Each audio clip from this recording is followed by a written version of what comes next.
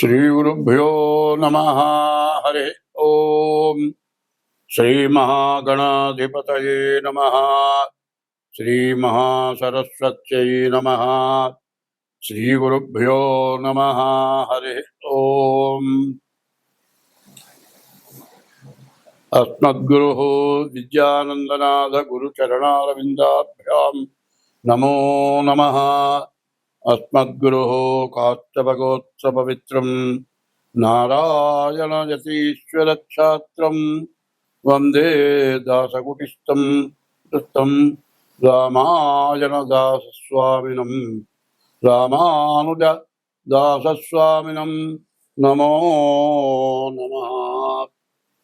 वन्दे शम्भुममापतिं सुरगुरुं वन्दे जगत्कारणं वन्दे पन्नगभूषणं मृगधरं वन्दे पशूनां पतिं वन्दे सूर्यशशाङ्कवक्निनयनं वन्दे मुकुन्दप्रियं वन्दे भक्तजनाश्रयं च वरदं वन्दे शिवं शङ्करं श्रीमन्नामपयोदश्यामधरा भृल्लराम जगदभिराम रामा जनकाम महोद्धाम गुणस्थोम धाम दशरथ राम निराटवनाटमुలకు పోరాటం విట్లుగలిగే పురుషోత్తముచే నారాటమిట్లు మానను ఘోరాట విలోలి భద్రకుంజరమునకున్ శ్రీరామ రామయనతును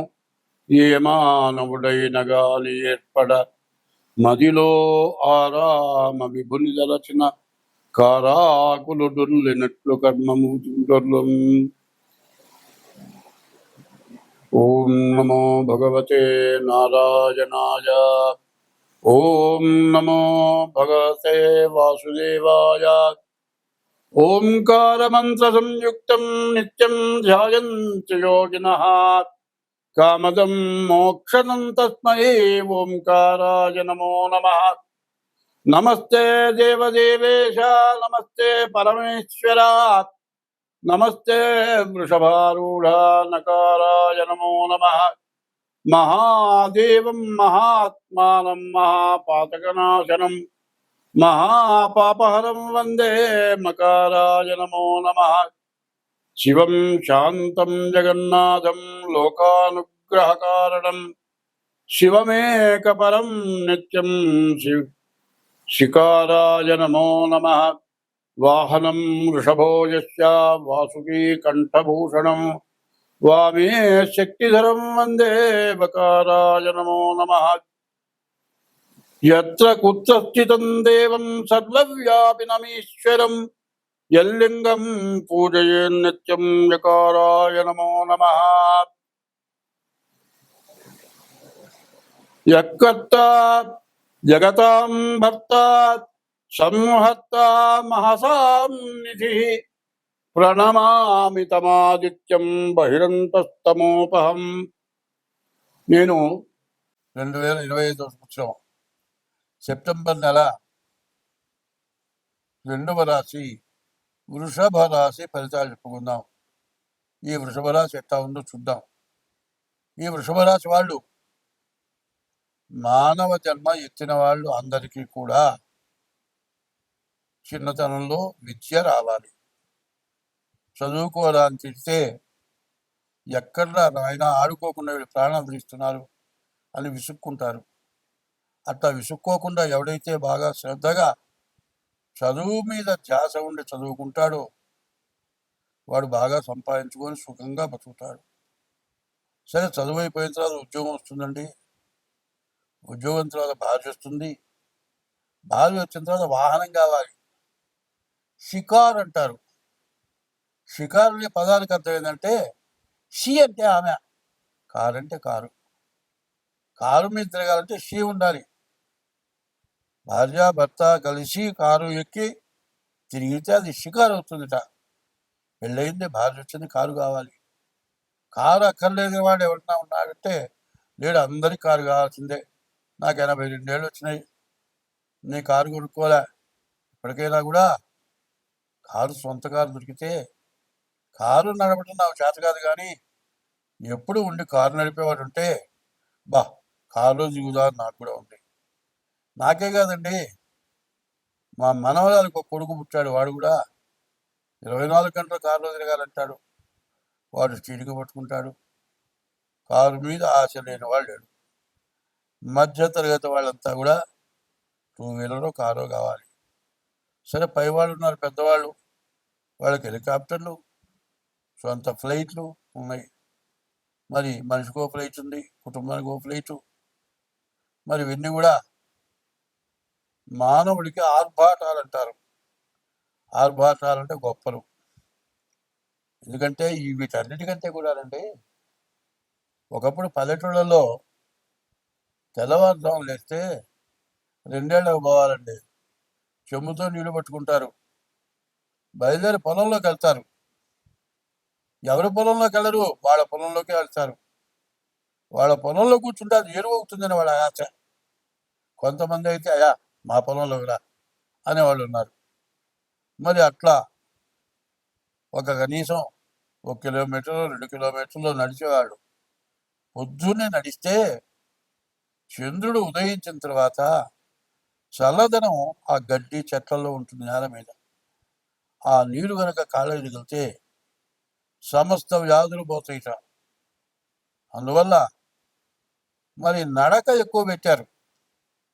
మా నాన్న ఉద్యోగం చేసేవాడు, పోతుంటే అయ్యా బండి అయ్యా, రిక్షా అయ్యా అంటే, అయ్యా ఇంకా బండి ఎక్కే రోజులు రాలేదు, మన నరవాహనం ఎక్కే రోజులు రాలేదు, చివరికి నేను నరవాహనం ఎక్కుతాను, చివరి రోజు నన్ను మోస్తారు కానీ మనుషులు, నువ్వు ఇప్పుడు నా మోయుద్దులయ్యా నన్ను అనేవాడు. అంటే వాహనం ఎక్కడం కంటే తను నడిచి బాగా తిరగటం ఆరోగ్యానికి మంచిది. అందువల్ల కార్లు ఉన్నవాళ్ళు, విమానాలు ఉన్నవాళ్ళు, మరి హెలికాప్టర్లు ఉన్నవాళ్ళు రోజు వాకింగ్ చేయటం, గుంజలు తీయటం, బస్కీలు తీయటం, దండాలు తీయటం, గాలి పీల్చడం వదలటం, ఇవన్నీ కూడా చేసేది ఎందుకంటే మరి 9 రకాల నాళ్ళు నరాలు అంటారు. కాళ్ళ చేతులు, మరుడు, నడుము, మెడ, అన్ని నరాలు, అన్ని కండరాలు పనిచేయాలంటే ఎప్పుడు కూర్చొని ప్రయత్నం చేస్తే నాలాగా ఓ పెద్ద శుద్ధలాగా తయారవుతారు. కాబట్టి ప్రతి వాళ్ళు కూడా ఎన్ని కార్లు ఉన్నా కారు కావాలి. భార్యా పిల్లలతో ఎక్కడికైనా దూరం వెళ్ళాల్సినప్పుడు, ఏ యాత్రకు వెళ్తే, లేకపోతే అత్తగారింటికి వెళ్తే, ఎవరంటే పెళ్ళికి పిలిస్తే అక్కడికి వెళ్తే కారు కావాలి. ఈ రాశి వాళ్ళకి కారు కొనుక్కోవటానికి మంచి సమయం. చాలా తొందరగా కారు కొనుక్కోవడానికి మంచి అవకాశం కనబడుతుంది. ఈ రాశి వాళ్ళకి కారు కొనుక్కోవటం కుదురుతుంది. కానీ మరి డ్రైవరు లేకపోతే ఇబ్బంది, డ్రైవింగ్ రాకపోతే ఇంకా ఇబ్బంది. ముందు కారు కొనుక్కోదలుచుకున్న వాళ్ళు బాగా డ్రైవింగ్ నేర్చుకోవాలి. ఎక్కడైనా సరే కారు నడపగలిగిన శక్తి గల వాళ్ళే కారు కొనుక్కోవాలి. అది తెలిసి కూడా కారు కొనుక్కోని వాళ్ళు ఎవరైతే ఉంటారో వాళ్ళు చతికిలబడిపోతారు. కారు యాక్సిడెంట్ అవుతుంది, దెబ్బలు తగులుతాయి. కాబట్టి మానవుడికి సూర్య చంద్రులు ఇద్దరు కూడా బాగుంటారు. తర్వాత ఈ రాశి వాళ్ళకి వివాహం కావడానికి బాగుందని చెప్పా కదా, కాలసర్ప దోషం, కుజ దోషం, షష్టాష్టకాలు, ఇవి అడ్డాలు లేకుండా ఉండాలి. ఇట్లా ఉంటే వివాహం చేసుకుంటానికి చాలా బాగుంది. ఈ రాశి వాళ్ళకు కూడా వివాహం సాగుతుంది. ఏ వృత్తి కానీ, ఉద్యోగం కానీ, ఏది చేసినా కూడా ఈ వృషభ రాశి వాళ్ళకి చాలా బాగుంది. కాబట్టి ఈ రాశి వాళ్ళు బాగుంది కదా అని ఊరుకోవద్దు. ఎందుకంటే వృషభ రాశి అంటే కృత్తిక 2, 3, 4 పాదాలు, రోహిణి 1, 2, 3, 4 పాదాలు, మృగశిర 1, 2 పాదాలు. ఈ రాశి వాళ్ళే మృగశిర నక్షత్ర జాతకులు. వాళ్ళు ముందుగా సూతగా ఉన్నటువంటి కారును దీన్నో బయట పెట్టుకొని ఆ గుడ్డలు విడిచేసి శుద్ధమైన గుడ్డలు కడుక్కోవాలి, గుడ్డలు కొనుక్కోవాలి, శుద్ధంగా ఉండాలి. మరి జాతకం చూసుకోవాలి, జాతకంలో ఏ గ్రహాలు బాగుండలేదో వాటికి తగిన శాంతి చేసుకోవాలి. పైన గోచారం అంటే ఏమిటంటే డేట్ ఆఫ్ బర్త్, నెల, తారీఖు, సంవత్సరం, టైమును బట్టి వచ్చేది గోచారం. తర్వాత నక్షత్రాలు బట్టి వచ్చేది గోచారం. మరి పుట్టిన టైమును బట్టి వచ్చేది లగ్నం, గోచారం, గ్రహచారం. ఏదో ఎల్లయ్య పుల్లయ్య లేకపోతే మా తాత పేరు దేవుడి పేరు పెట్టి ఇది నా రాశి అంటే సరిపోదు. కాబట్టి ఈ రాశి వాళ్ళు మరి 2 పనులు అవుతాయి. వ్యాపారం కావాలి, చదువు కావాలి, ఉద్యోగం కావాలి, విదేశాలకు వెళ్ళాలి, ఏ రోగాలు లేకుండా ఉండాలి. అట్లా ఉండాలి అంటే మీ డేట్ ఆఫ్ బర్త్ ద్వారా కానీ హస్త సాముద్రిక ద్వారా కానీ తగిన ఫీజు కట్టి మీ జాతకం చూపించుకోవాలి. అట్లా చూపించుకోవాలంటే మా ఫోన్ నెంబర్ 7801071946, రెండో నెంబరు 630630061241. ఈ 2 నెంబర్లలో ఏ నెంబర్కి ఫోన్ చేసినా నేను మాట్లాడతాను. మీ జాతకానికి తగిన ఫీజు ఇచ్చి జాతకం చెప్పించుకొని దానికి ఏదైనా దోషాలుంటే చేయాలంటే మేము చేస్తాం, చేయించుకొని సుఖ సంతోషాలతో ఉండాలి. స్వస్తి. మార్చి 30వ తారీఖు సంవత్సరాది పండుగ రోజున 6 గ్రహాలు ఒక చోట చేరినాయి. షడ్గ్రహ కూటమి చేరింది. దీనివల్ల రకరకాలైన సమస్యలు, రకరకాలైన బాధలు, మరి ప్రకృతి తాండవం, ప్రకృతి విపత్తులు ఇవన్నీ కూడా జరుగుతాయి. అందరం బాధపడతాం. ఇదంతా ఎందుకు జరుగుతుంది అంటే ఒకప్పుడు పుణ్యమే ఎక్కువగా ఉండేది. పాపం హరించడానికి అన్నదానం చేసేవాళ్ళు. ప్రతి ఇంటి ముందు కూడా ఒక అరుగు, అక్కడ ఒక చెట్టు, బాగా చెట్టు పెరిగి ఆ అరుగు మీద కూర్చున్న వాళ్ళకి నీడనిచ్చేది. అటువంటి అరుగులు ఎందుకు వేసేవాళ్ళంటే మధ్యాహ్నం తను భోజనం చేసే టైంకి ఎవరైనా అతిథి వస్తే ఆయన శ్రీ మహావిష్ణువుతో సమానమని, ఎవరైనా వస్తారేమో అని ఎదురు చూసి గృహస్థ అయినటువంటి వాడు, గృహస్థ అంటే వివాహం చేసుకొని భార్య పిల్లలతో ఉన్నటువంటి వాడిని గృహస్థు అంటారు. అటువంటి గృహస్థు కనీసం వాకిట్లోకి వెళ్ళి చూచి ఆ అరుగు మీద ఎవరన్నా కూర్చున్నారేమో చూచి, ప్రతి వాళ్ళు కూడా పూర్వం పల్లెటూళ్ళల్లో కానీ బస్తీలో కానీ ఇంటి ముందు సింహద్వారాలకి బయట గేటుకి ఈ పక్క ఆ పక్క అరుగు, ఈ పక్క ఆ పక్క ఒక చెట్టు ఉండేది. అయితే గృహస్థైనటువంటి వాడు ఎప్పుడు కూడా ఎవరికైనా పెట్టి తను తినాలి. మరి ఎవరు దొరకకపోతే మూగ జీవాలు ఉన్నాయి, కుక్కలు, ఆవులు, మరి సాత్విక జీవరాశులు. గోవు సాత్విక జీవరాశి. అదే కాదు, దాని నుంచి ప్రాణవాయువు వస్తుంది. మరి ఆ ఆవు ఉన్న చోట ఎటువంటి క్షుద్ర జీవాలు, పాములు, తేళ్లు ఇట్లాంటివన్నీ కూడా రాకుండా ఉంటాయి. అందుకోసమని ఆవులను మేపటం, ఆవులకి ఆహారం పెట్టడం. తను తినబోయే ముందు వాకిట్లోకి వెళ్ళి ఎవరైనా సరాసరి వచ్చి అన్నం పెట్టమంటే లేదనే ప్రసక్తి లేదు. అట్లా కాదు, బయటికి పోతే ఆ రోజుల్లో బస్సులు, రైళ్ళు, మరి ఇట్లాంటివి లేవు, కార్లు, సైకిళ్ళు, మరి 2 వీలర్స్ లేవు. ఒక ఊరి నుంచి ఒక ఊరికి నడిచి ప్రయాణం చేసేవాళ్ళు. అట్లా వస్తుండగా మరి 20 కిలోమీటర్లు, 30 కిలోమీటర్లు బయలుదేరి నడిచి ఒక ఊరి నుంచి ఒక ఊరికి వెళ్ళేవాడు. మరి అన్నం మూట కట్టుకొచ్చుకుంది మధ్యలోనే అయిపోతుంది. మళ్ళీ కొంత దూరం వెళ్ళేవాడికి ఆకలి అవుతుంది. నడవడం మీద ఇంకా ఆకలి పెరుగుతుంది. చివరికి ఎక్కడన్నా కాస్త మంచినీళ్ళు తాగి ఎవరి వాకిట ముందు అరుగు మీద కూర్చుంటే ఆ గృహస్థ అయిన వాడు చూసి, నాయన ఎక్కడికి పోతున్నావు, అన్నం తిన్నావా అని అడిగి పిలిచి అన్నం పెట్టేవాడు. అది ఎందుకు అనేది కొద్దిగా తెలియాలి. అన్నదానాన్ని మించిన దానం లేదు, తల్లిదండ్రుల కంటే మించిన దైవం లేదు. సత్యము, శీలత, ధర్మము, వీటిని మించినటువంటి ధర్మాలు లేవు. ఇవి సత్యము, శీలత, ధర్మం అనేది అది గొప్ప తపస్సు కింద లెక్క. దయ, ఆ దయ ఎట్లా ఉండాలి అంటే, మనం ఇంట్లో వరకే వండుకున్నాం, మన వరకే సరిపోతుంది, ఇంకొక మనిషి వస్తే చాలు. అట్లాంటి టైంలో ఎవరైనా వస్తే ముందు ఆ మనిషికి కడుపు నిండా పెట్టి మిగిలింది చిరికాస్త తింటే చచ్చిపోం, బతుకుతాం. తర్వాత అవసరమైతే వండుకొని తింటాం. అది దయ. ఏ జీవరాశికైనా అపకారం జరిగి ప్రాణావసాన స్థితిలో ఉన్నప్పుడు దానికి వైద్యం చేయటం, కనీసం ఎవరైనా చచ్చిపోతే ఎవరు దిక్కులేని వాళ్ళని తీసుకెళ్ళి దానం చేయటం, అది అనాథ ప్రేత సంస్కారే కోటి యజ్ఞ ఫలం లభేత్. దిక్కులేని వాళ్ళని తీసుకెళ్ళి మట్టి చేస్తే కోటి యజ్ఞాలు చేసిన ఫలితం ఉంది అని ఇట్లాంటివన్నీ చేయటమే కాకుండా ఎవరి కులదైవాన్ని వాడు పూజించేవాళ్ళు, ఎవరి ఇంటి దైవాన్ని వాడు పూజించేవాళ్ళు.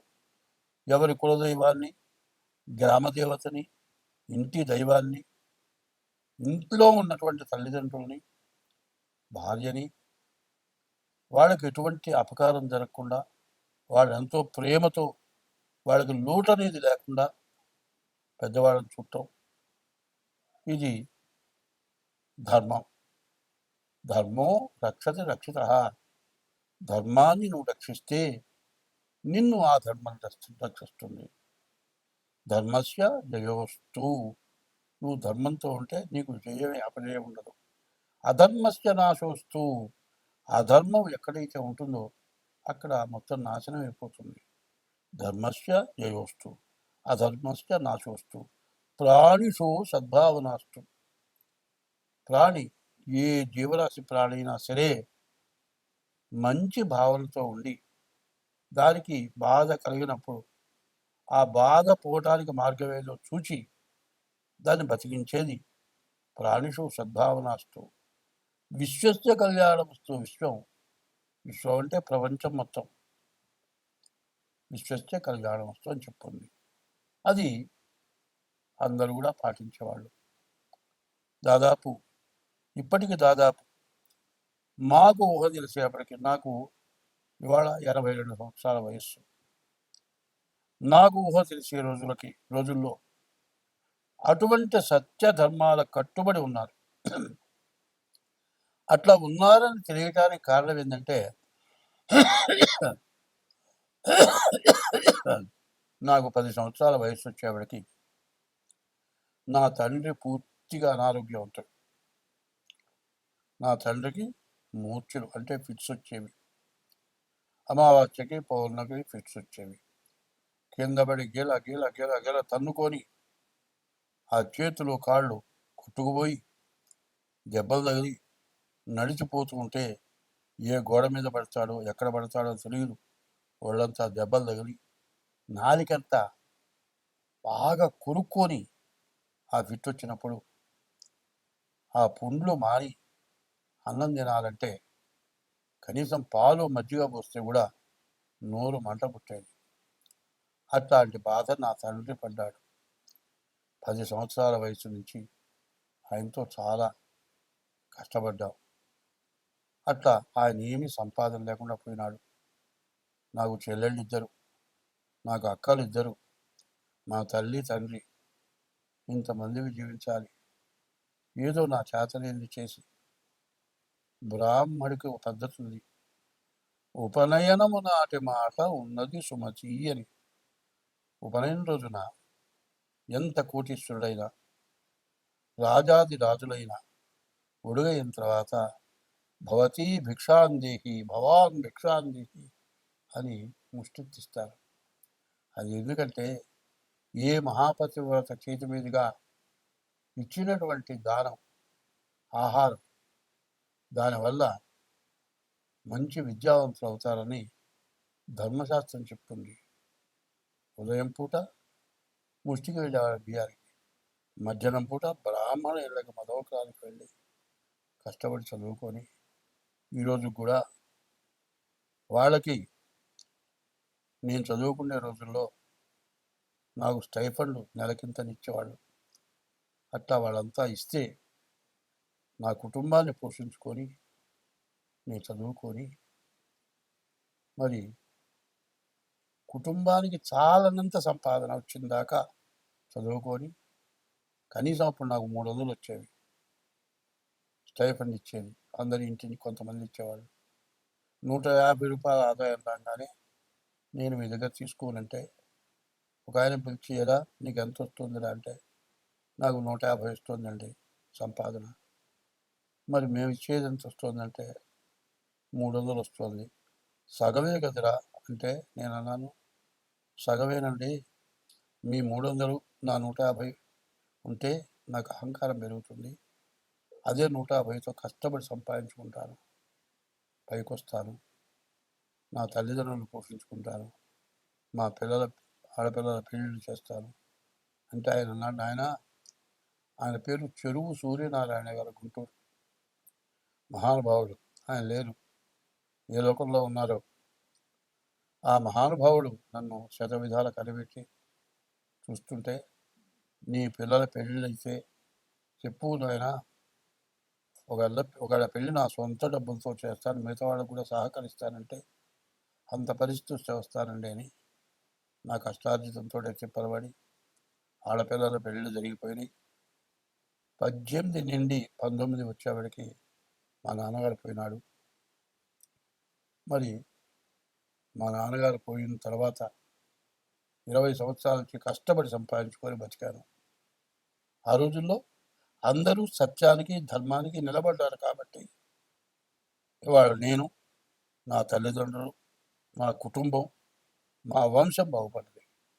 ఏ మహాతల్లి చేతి మీదుగా పెట్టినటువంటి ధర్మంతో నేను ఇవాళ 10 మందికి చెప్పేటట్లుగా మరి అమెరికా, రష్యా, ఆస్ట్రేలియా ఇట్లాంటి దేశాల నుంచి జాతకం చెప్పమని ఫోన్లు వస్తున్నాయి. దాంతో నేను జీవిస్తున్నాను. అప్పుడు అంత ధర్మం ఉంది, ఇప్పుడు అంత ధర్మం లేదు. ఎందుకు లేదు అంటే వచ్చేది చాలని పరిస్థితి. పిల్లల్ని చదువుకు చేరిస్తే ఎల్కేజీ నెలకి కనీసం చాలా ఖర్చు ఎక్కువ అవుతుంది అంటున్నారు. వాళ్ళ సంపాదన సగం కూడా చాలటం లేదు అంటున్నారు పిల్లల చదువులకే. అంత కష్టమైంది రోజుల్లో దోచుకొని తింటే కానీ బతకలేనటువంటి పరిస్థితులు ఏర్పడి చాలక అధర్మమైన సంపాదన సంపాదించుకుంటూ రకరకాలైన ఎటువంటి అధర్మమైన పనులైనా చేసి సంపాదించుకొని బతుకుతూ బాధలు పడుతూ ఉన్నారు. ఇప్పుడు మరి 2025 మార్చి 30వ తారీఖున 6 గ్రహాలు మరి మీనరాశిలోకి, 6 పాపగ్రహాలు, షడ్గ్రహ కూటమి వచ్చింది. దీనివల్ల చాలా బాధలు పడతారు. కాబట్టి ఎవరికి వాళ్ళు మీ డేట్ ఆఫ్ బర్త్ ద్వారా మీ జాతకం చూపించుకోండి. మీ జాతకరీత్యా దోషాలు ఉంటే వాటికి చేయించుకోండి. పాపగ్రహాల వీక్షణ వల్ల చాలా రకాల బాధలు వస్తాయి. మనం ఏమి చేయకుండానే మనం బాధలు పడాల్సి వస్తుంది అని చెప్పటం జరిగింది. అట్లా చెబితే కూడా కొంతమంది విమర్శించడం జరిగింది. జ్యోతిష్యం చెప్పబోయా అంటే తలకిందులైపోతుంది, గందరగోళాలు అవుతాయి, చాలా బాధలు పడతావు, ప్రకృతి వల్ల బాధలు వస్తాయి అని ఇవన్నీ ఎవరు చెప్పమన్నారు? నాకు ఫోన్లు వచ్చినాయి. చూడండి, ఉత్తర కాశీ, హరిద్వార్, ఋషికేశ్. ఋషికేశ్ అంటే ఋషులు ఉండేటువంటి స్థలం. హరిద్వార్ అంటే విష్ణుమూర్తి యొక్క పాదాలు. హరిద్వార్ కైలాసంలో ఈశ్వరుడు ఉన్నాడు. ఈశ్వరుడు నెత్తిన గంగ ఉంది. ఆ గంగ హరిద్వార్ పాదాల దగ్గరకు వచ్చి గంగ పడ్డది. గంగ పుటక అక్కడి నుంచి వచ్చింది. హరిద్వార్ మునిగిపోయింది. హరిద్వారు మరి ఋషికేశు, అమర్నాథ్ ఇవన్నీ కూడా వరదల వల్ల బిల్డింగులు పడిపోయి ఎంతోమంది జనం చచ్చిపోయి ఒక మరి ఉత్తర దేశమే కాదు, దక్షిణ దేశం, ఉత్తర దేశం అటు ఇటు దక్షిణ దేశం, ఆఖరి కాశీ కూడా మరి ఊరంతా నీళ్ళు వచ్చేసినాయి. ఇప్పుడు చూడండి, విజయవాడ అంటే బాగా మెరుగైన స్థలం. ఇంతవరకు ఇంత జలాన్ని మనం ఎప్పుడు చూడలే. ఇంత పరిస్థితులు రావటానికి కారణం ఏమిటి అని మనం ఆలోచించుకుందాం. ధర్మో రక్షతి రక్షిత. ధర్మాన్ని నువ్వు రక్షిస్తే నిన్ను ధర్మం రక్షిస్తుంది. ధర్మం రక్షించాలి అంటే ఏం చేయాలి అనేది ఇదివరకు చెప్పారు, ఇప్పుడు కూడా చెబుతూ ఉన్నా. ధర్మాన్ని రక్షించాలి అంటే అందరికీ తెలిసిందే. ఓం నమో భగవతే వాసుదేవాయ, ఓం నమో నారాయణాయ, ఓం నమ శివాయ, ఓం గం గణపతయే నమ, శ్రీమాత్రే నమ. ఇట్లాంటి మహామంత్రాలు ఇవి. రోజు 1-2 గంటలు మనం చేసే వృత్తిలో విద్యక్కర్లా, చదువక్కర్లా, సంతకం పెట్టడం చేత కాకపోయినా వినవాలా. ఈ చెప్పిన మంత్రాలు గుర్తుపెట్టుకోండి. రోజు 2 గంటల పాటు మనం చేస్తే ఈ ఉపద్రవాలు, బిల్డింగులు కొట్టుకుపోయినాయి, జనంలో దాంట్లో పడిపోయినారు, శవాలు దొరకలేదు, కనీసం ఎవరు చచ్చిపోయినారో ఎవరు బతుకున్నారో తెలియనటువంటి పరిస్థితికి వచ్చాము. ఇవన్నీ రావటానికి కారణం ఏమిటంటే కన్యారాశిలో కుజుడు, మీనరాశిలో శని, వక్రించిన శని. శని కుజులు సమసప్తకం అన్నారు. ఈ సమసప్తకంలో ఉండటం చేత ఇటువంటి ఉపద్రవాలన్నీ వచ్చి ఈ పాపగ్రహాల వల్ల మనకు అనేక సమస్యలు, అనేక రకమైన బాధలు. మరి ఇది సెప్టెంబర్ 13 వరకు కుజుడు కన్యలో ఉంటాడు. సెప్టెంబర్ 13కి కన్య నుంచి తులకి కుజుడు వస్తాడు. అంతవరకు సరే. ఈ నీరు కొత్త నీరు వచ్చింది. మరి నీరంతా చెట్లు చావలు అన్నీ కూడా మునిగిపోయినాయి, అన్నీ మునిగెత్తిపోయినాయి, అన్నీ కుళ్ళిపోయినాయి, రకరకాలైన జీవరాశులు ఉద్భవించినాయి. నీరంతా కలుషితమైపోయింది, తాగే నీరు కాలుష్యమైపోయింది, తినడానికి ఆఖరికి కూరగాయలు లేవు. ఎంత కష్టాల్లో మనం ఉన్నాం. ఒక్కసారి నమస్కారం చేసి చెబుతున్నాను, నన్ను విమర్శించబాకండి, బాగా ఆలోచించండి. ఎందుకంటే ఈ సమసప్తమంలో శని కుజులు ఉండటం చేత ఇట్లాంటి బాధలు, విపరీతమైన బాధలు వచ్చినాయి. దీన్ని నేనే కాదు, చాలామంది పెద్దవాళ్ళు చెప్పారు. అది ఇప్పుడున్న పరిస్థితి ఏమిటంటే ఎవరికి వాళ్ళు తెల్లవారు లేవంగానే బ్రతుకు కోసం, జీవనాధారం కోసం ఎవరి వృత్తి వాళ్ళు చేయటంలోనే తయారైపోయినారు. పిల్లల చదువు, అంతులేని విపరీతమైన చదువు పూర్తయిన దాకా బాధ, చదువైన తర్వాత ఉద్యోగం కోసం బాధ, ఉద్యోగం వచ్చిన తర్వాత వివాహం దగ్గర బాధ, అన్నీ బాధలే తయారైపోయినాయి. ఈ బాధల్లో పడి ఏమి మర్చిపోకూడదో అది మర్చిపోయినాం. దైవాన్ని ఎప్పుడూ ప్రార్థించాలి. హనుమాన్ చాలీసా ఉంది, తులసీదాస్ గారు రాశాడు. రోజుకి 11 సార్లు చొప్పున 40 రోజులు హనుమాన్ చాలీసా చేస్తే మీరు ఏది కోరుకుంటారో అది అవుతుందని చెప్పండి. మరి ఇట్లాంటి సమయంలో కాదు, హనుమాన్ చాలీసా ఒకళ్ళు కూర్చొని రోజు 11 సార్లు చేయొచ్చు. ఓం నమో భగవతే వాసుదేవాయ, ఓం నమో నారాయణాయ, ఓం నమ శివాయ, శ్రీమాత్రే నమ, ఓం గం గణపతయే నమ. ఇట్లా మరి విష్ణు సహస్రంలో హరే రామ హరే రామ రామ రామ హరే హరే, హరే కృష్ణ కృష్ణ కృష్ణ హరే హరే, ఇది షోడశనామాని కలి కల్మషనాశనం. హరేర్నామ హరేర్నామైవ కేవలం కలవు నాస్త్యేవ గతిరన్యత అనేవన్నీ చెప్పున్నాయి. ఇప్పుడు ఈ చెప్పిందంతా ఒక్కసారి విని వదలవద్దు, 1కి 10 సార్లు వినండి. నేను చెప్పిన ఈ మంత్రాలని అక్షరాలు రాని వాళ్ళు వచ్చిన వాళ్ళ దగ్గర కాగితం మీద రాయించుకొని, అక్షరం వచ్చిన వాళ్ళకంటే అక్షరం రాని వాళ్ళు చాలా జ్ఞానం ఉన్న వాళ్ళు ఉన్నారు. పూర్వజన్మ స్మృతంతో జ్ఞానం కలిగి ఉన్నారు. మరి అందరూ కూడా ఈ భగవంతుడి యొక్క నామస్మరణ చేయటం. హరి, అచ్యుత, అనంత, గోవింద, నారాయణ, హరి ఈ నామాలు చాలా విశేషమైన నామాలు. మా పెద్దవాళ్ళు ఎప్పుడూ స్మరణ చేసేవాళ్ళు.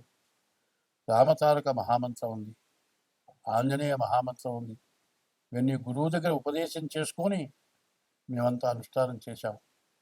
ఇప్పుడైనా ఎవరి పని వాళ్ళు చేసుకోండి. కనీసం తెల్లవారుజామున ఒక్క గంట ముందు, సూర్యోదయానికి ముందు లేవండి. నేను చెప్పిన మంత్రాల్లో మీకు ఇష్టమైన మంత్రం 1-2 గంటలు స్మరించండి. కళ్ళు మూసుకొని 2 ఆలోచన లేకుండా చేయండి. మనకున్నటువంటి మరి సెప్టెంబర్ 13 దాకా ఈ వరదలు పెరిగిపోయి ఇప్పుడు ఇండియా అయిపోయింది, పాకిస్తాన్ కొట్టుకుపోతుంది అంటున్నారు. ప్రపంచ దేశాలని కూడా అల్లకల్లోలమయ్యే పరిస్థితులు కనబడుతూ ఉన్నాయి. కాబట్టి అందరం బాగుండాలి, శత్రువుని మంచిగా చూడాలి. ఒక మాట చెప్పింది, ఉపకారికి ఉపకారము విపరీతముగా దుసేయ వివరింపంగా, అపకారికి ఉపకారము నెపమెన్నక చేయువాడు నేర్పరి సుమచేరుంది. అట్లా చేయటం. తర్వాత మృతియును జీవనంబునివి మేదిని లోపల జీవకోటికి సతతము సంభవించు సహజం విధి. చోర హుతాశ సర్ప సంహతులను దప్పి ఆగటను పంచతనందడి ఎట్టి జీవుడున్ వేతలను పూర్వపుణ్యఫల వేదనలొందుచుకుంటునిప్పుడు. ఆగామి సంచితా ప్రారంభాలు పూర్వజన్మలో, ఈ జన్మలో మనల్ని కన్నవాళ్ళు చేసినటువంటి అధర్మమైన, అసత్యమైన, పాపమైన కృత్యాల వల్ల మరి కొండల మించి దుల్లి చచ్చిపోవటమో, ఏదో తగలబడిపోయే చోట పోయి అందులో పడి చచ్చిపోవటమో, దిక్కు ముక్కు లేక అడవిలో ప్రయాణం చేస్తూ నీళ్లు దొరక్క దాహం తీరక మంచినీళ్ళు లేక చచ్చిపోవటమో, రోగాల వల్ల చచ్చిపోవటమో, నడిచి వెళ్ళేటువంటి మనిషి కాలుదారి ఏదో బావిలో పట్టమో, కాదండి కాలుదారి పడి కాలు విరిగిపోయి ఎవరు తీసుకెళ్లేవాడు లేక, ఎవరు మనుషులు దొరక్క 2 రోజులు 3 రోజులు అక్కడే పడి ఉండి చివరికి తిండి లేక, నీళ్లు లేక, వైద్యం లేక చచ్చిపోవటం, ఇట్లాంటివి చాలా జరుగుతున్నాయి. ఇవన్నీ ఎందుకు? నీవు పూర్వజన్మలో, ఈ జన్మలో నీవు చేసుకున్న పాపాల వల్ల జరుగుతున్నాయి. ఇటువంటి పాపాలన్నీ కూడా హరించిపోవాలి అంటే ఇదివరకు జర్మనీ కర్పూరం అని వచ్చేది. ఇంతలా ముద్ద కర్పూరం పళ్ళల్లో పెట్టి వెలిగిస్తే మొత్తం నీరైపోయేది. కిలోమీటర్ దూరం చల్లదనం వచ్చేది. ఆ కర్పూరం మొత్తం నీరైపోయి కరిగిపోయేది. అట్లా సమస్త పాపాలు కూడా హరించుకుపోతాయి. మనం రోజు తింటున్నాం, 3 పూట్లా తింటున్నాం. తిన్నదని తిన్నట్టు అరిగిపోయి హరించుకుపోతుంది.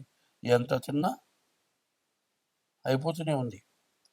అట్లాగే సముద్రాలు ఎండిపోతున్నాయి, కానీ జలుబుకి ముక్కులు మాత్రం ఎండిపోవట్లే. ఎంత తిన్నా ఈ కడుపులో ఆహారం జీర్ణమైపోతుంది. ఎంత సంపాదించినా, ఎంత తిన్నా ఈ పొట్టకి తిండి మరి జీర్ణించుకోలేకపోయినా ఇట్లాంటి వరదల వల్ల కానీ, కాలుష్యాల వల్ల కానీ జలుబు, దగ్గు, జ్వరం ఇటువంటివి వస్తున్నాయి. మరి ఇవన్నీ పోవాలి అంటే భగవంతుడి యొక్క నామస్మరణ ఎవరికి వాడు చేయటం. ఏదైనా కొంతమంది కలిసి తిండి యాగము, రుద్రయాగము, లేకపోతే శతచండి యాగము, మహారుద్ర యాగము, సుదర్శన హోమము, ఇట్లా భాద్రపదం గణపతి హోమము ఇట్లాంటివి జరగటానికి ప్రోద్బలం ఇచ్చి అందరూ బాగుండాలి, మనం బాగుండాలి, ప్రతి జీవరాశి బాగుండాలి.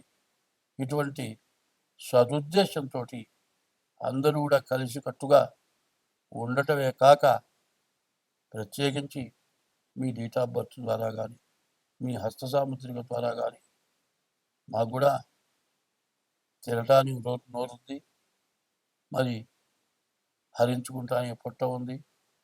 దీనికోసమే మేము కూడా జీవించాలి. కాబట్టి తగిన ఫీజు చెల్లించి మీ జాతకాలు చూపించుకోండి.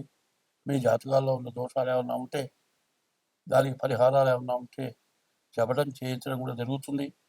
మీరట్లా చేసుకోవాలి అనుకునేటట్లయితే మా ఫోన్ నెంబర్ 780-107-1946 ఇదొక నెంబరు. 6300061241 ఈ నెంబరు. ఈ 2 నెంబర్లలో ఏ నెంబర్కైనా ఫోన్ చేసి మాతో సంప్రదించి తగిన ఫీజు చెల్లించి మీ జాతకం చెప్పించుకొని ఈ కష్ట సమయం నుంచి అందరం బయటపడాలి అనే ఉద్దేశంతో చెబుతూ ఉన్నది. దీన్ని అందరూ కూడా శ్రద్ధతో విని నేను చెప్పింది ఏమన్నా తప్పులు ఉంటే తప్పులుగా భావించొద్దు, ఒప్పులు ఒప్పులుగా తీసుకోండి. హంస నీలక్షీర న్యాయం అన్నారు. హంస పాలల్లో నీళ్లు కలిపితే నీళ్లు వదిలేసి పాలు తీసుకుంటుందట. ఇప్పుడు అట్లాగే నేను చెప్పిన దాంట్లో నీళ్లుగా లాగా పనికిరానివి తప్పుడు మాటలు ఎవరన్నా బాధ పెట్టే మాటలు ఉంటే వాటిని వదిలేసి నేను చెప్పే మాటలు ఏమైనా మంచి ఉంటే ఆ మంచిని మాత్రం తీసుకోండి, ఆ మంచిని అవలంబించండి. మీరు బాగుంటారు, నేను బాగుంటాను, అందరం బాగుంటాం, దేశం బాగుంటుంది. స్వస్తి.